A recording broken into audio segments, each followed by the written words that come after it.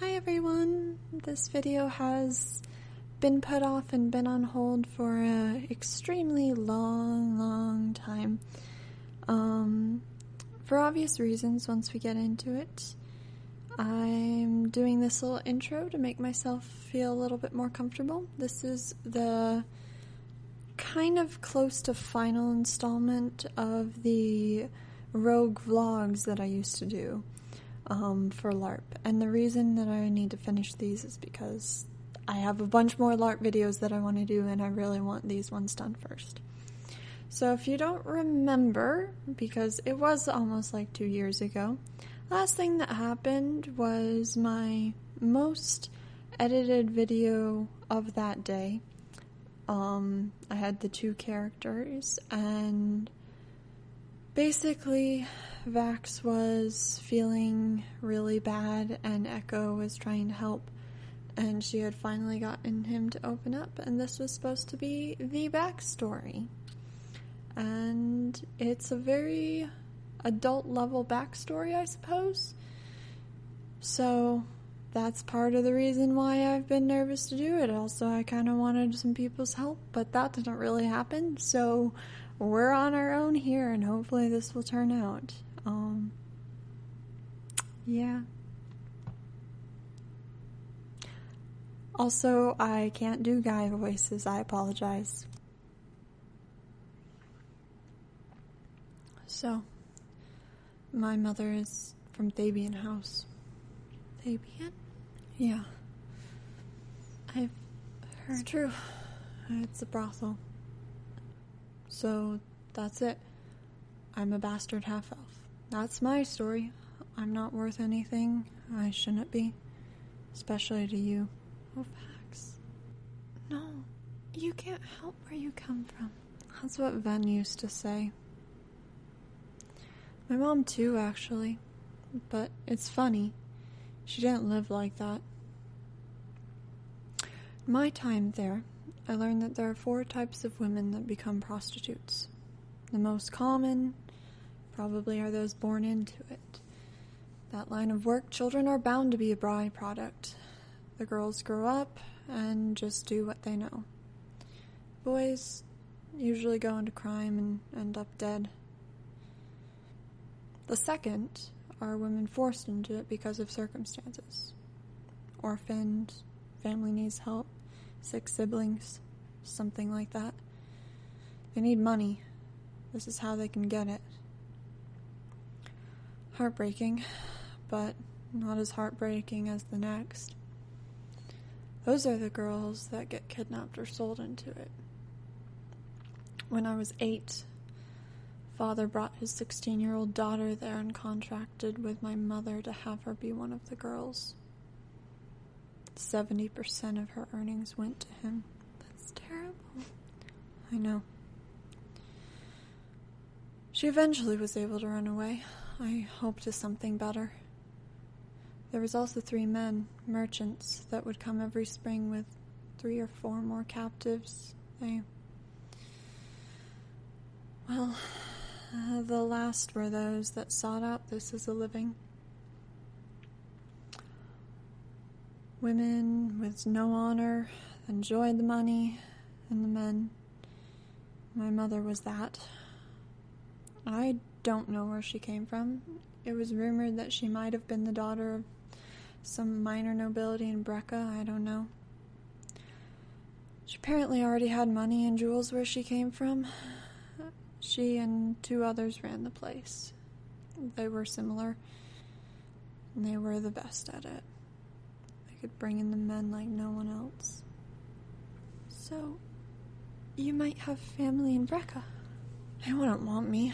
I'm sure they disowned anything to do with her when she left, even if she came from there. That was just the rumor. What about your father? I never knew my father. He came, made me, and left. Never cared. None of the men do. It's just the pleasure of a night with no consequences to follow. I used to dream about him coming to take me away, though. A foolish dream. But of all the women, She was the only one to have succeeded in seducing an elf. I was a trophy to her, the proof of her accomplishment. Others hated me.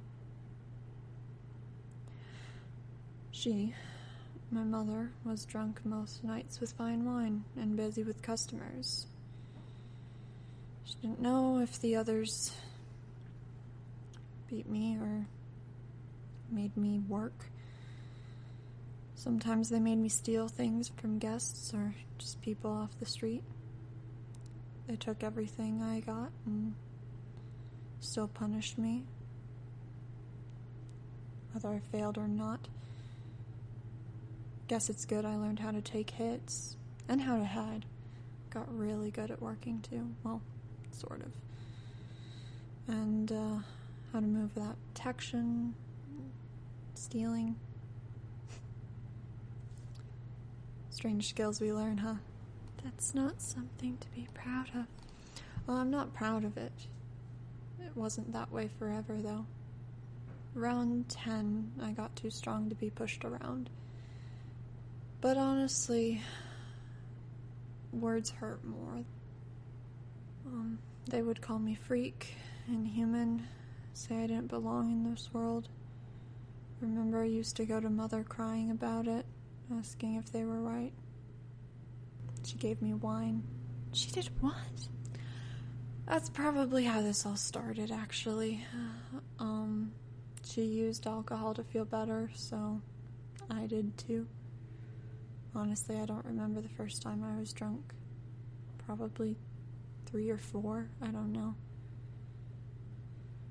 Doubt she would even give it to an infant.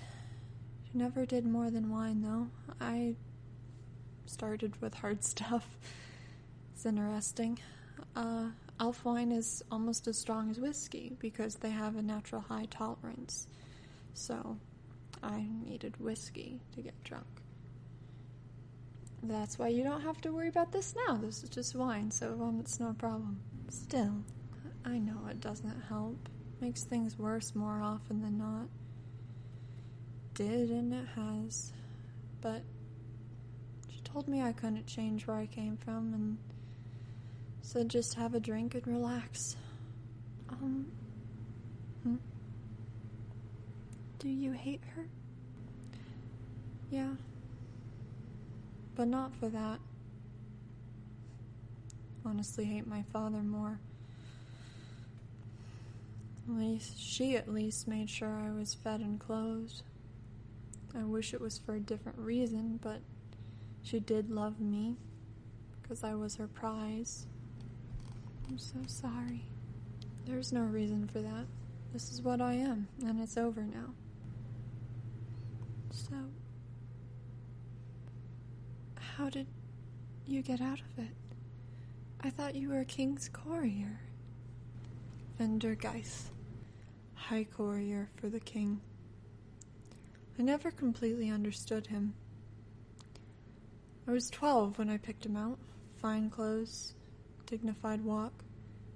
I could see the royal insignia embroidered into his cloak. Surely he had a fat purse on him. A sensible pickpocket would have left that alone. Get caught stealing from someone so important would not be overlooked. But I was cocky. I was very good at pickpocketing.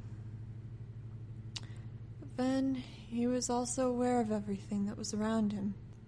I hadn't even touched it when his iron grip caught me in the act. It was my first real moment of terror. I was so sure I was going to die. But he didn't take his blade and run me through, didn't drag me to prison. He knelt down beside me and began to ask me questions. What was my name? How old was I? Where was my parents? What was I doing? Why was I trying to steal? I hid nothing, and in the end he told me it was wrong to steal, gave me some food, and let me go. The next day he showed up at the house asking for my mother.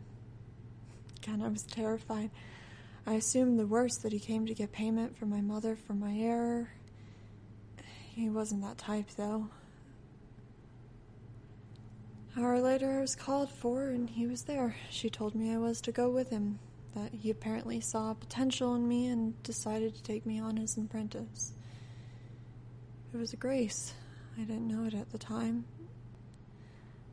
I was so evil to him. I tried to steal everything. I didn't pay attention to his lessons. I rebelled. I broke in and drank. I raged. I swore at him. I picked fights. I never cared what I broke. He patiently kept correcting me. He fed me, nursed me back to health whenever my stupidity got me in trouble, paid my damages. He protected me, taught me to read, history, finances, taught me how the world worked, and showed me the beauty and wonder in it, and explained everything he knew of the Creator. And he gave me the one thing I had been longing for. I was too blind to see it. Until I had a fight with one of the Royal Knight's children. I was pretty battered after the fact, but that guy was a lot worse. The headmaster at the night school had called me. Ven had told me not to leave the house until I had healed up, and so he went instead. Came back that night. Just said everything was all right now and not to worry about it. No lecture, I asked. He chuckled and asked if I wanted tea. Said sure. He made some, that kind that soothes pain, and he had a cup of the same.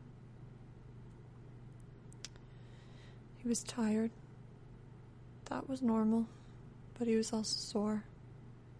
He was in pain. Ven is an excellent fighter, or was. I had never seen him get hurt before then, not even in a fist fight. Beyond that, I knew he hadn't been sparring today.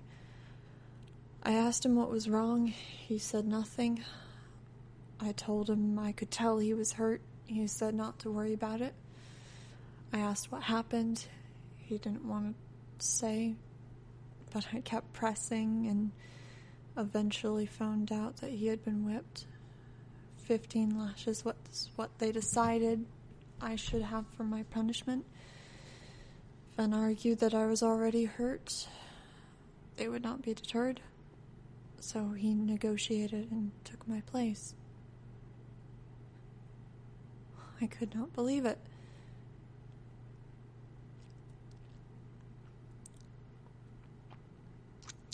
I told him he was stupid, that it was my fault, and I could have taken it. I had had worse. I deserved it. My mind began to race then, recalling every kindness, every time he paid for my damages, every time he stood between me and accusers, every time he covered a slight that I gave him, every time I had tried to every time he had tried to comfort or encourage me, every gift that he had given me, every time he believed I was valuable despite what everyone else said. He poured love into me, and all I had given him was ungrateful hatred. I wept so hard that night. Apologies flowed almost incoherently. I told him I should go back. I'd try to repay him someday. He didn't deserve to have to deal with me, but he just hugged me and told me I was his apprentice. More than that, I was like his son, and nothing I could say would ever make him push me away. That's beautiful. And life became beautiful. We worked through everything. He helped me overcome the drinking. I stopped stealing and learned how to overlook the insults. He taught me more. I learned how to fight. I learned diplomacy. I was a 16-year-old bastard half-elf in line to be one of the most trusted carriers for the king. In another few years, I could begin to work on my own. Maybe I could even own my own house, find a wife, have a family, have a life, have a future. It was promising. Then he sent me out of town.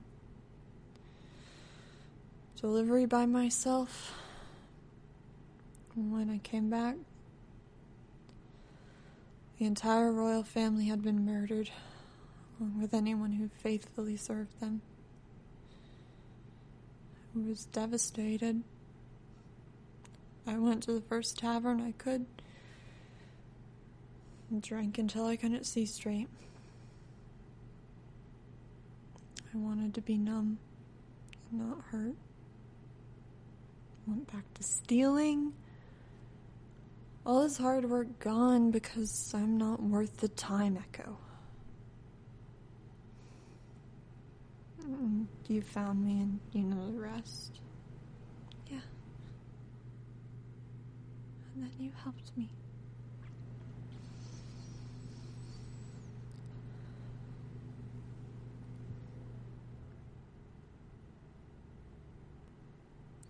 I felt good, actually.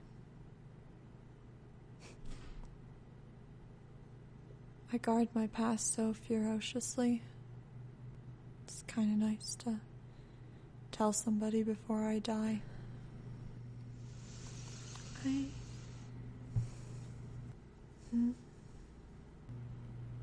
I don't really know what to say. I can't pretend like I understand what that would feel like. I don't. I come from a happy home, and you from a broken one. But I know you are not worthless. Ven cared about you for a reason. And I care about you. I care about what happens to you, and I don't want you to die. I wish you would just worry for yourself. I'm not helpful to this world. It's really fine. But you are. You fought when others chose to hide, and still others couldn't. You've given me hope. A concentration camp was emptied. And I know this coronation tonight. You think they mean to kill you, and that's probably right. But please don't give up hope. For my sake, if nothing else. Echo. Yes? Promise me something. Okay. You get out of the city. But I'm supposed to play at it. If I don't lie down and take this, that means we're going to fight it. It's going to mean battle. And it's probably going to turn into a bloodbath. I'll fight. If I know that if and when I get out, I'll find you safe. Alright? Alright. Thank you. Yeah, so that was me basically flirting with myself. I tend to like to add romance in it, but of course I'm not going to do that with another person's character, so I do it with my own characters, and I make them both, and I voice them both, and then, yes, that's what happens. But anyways, I hope you enjoyed that. I certainly did, actually. That brought back a lot of happy memories, and stay tuned for, the last one, I suppose. 2 years later, this is how it turned out, because this was right before the last game that we had. And, see you then. And, have a great day, everybody. Bye.